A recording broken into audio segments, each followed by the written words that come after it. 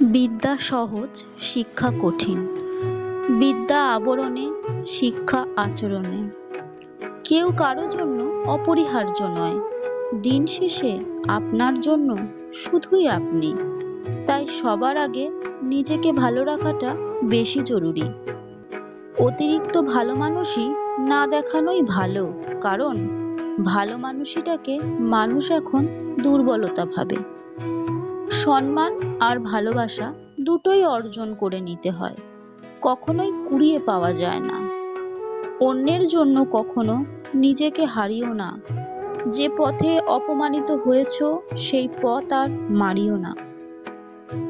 তোমার মন যত নির্মল হবে, তোমার চক্ষু তত নির্মল হবে, আর জগৎটা তোমার নিকট নির্মল হয়ে ভেসে উঠবে।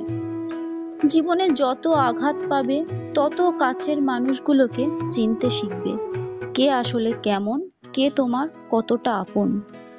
তাকে কখনো ঘৃণা করো না যে তোমাকে দেখে হিংসে করে, কারণ সে জানে তার থেকে তুমি অনেকাংশে শ্রেষ্ঠ। তুমি ওই মানুষটাকে খুশি রাখো যাকে তুমি রোজ আয়নায় দেখো।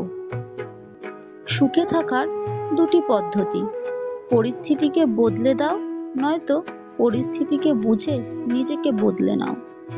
তাকে কখনো সঙ্গী করো না যে তোমার দোষ মনে রাখে আর তোমার গুণগুলোকে ভুলে যায়।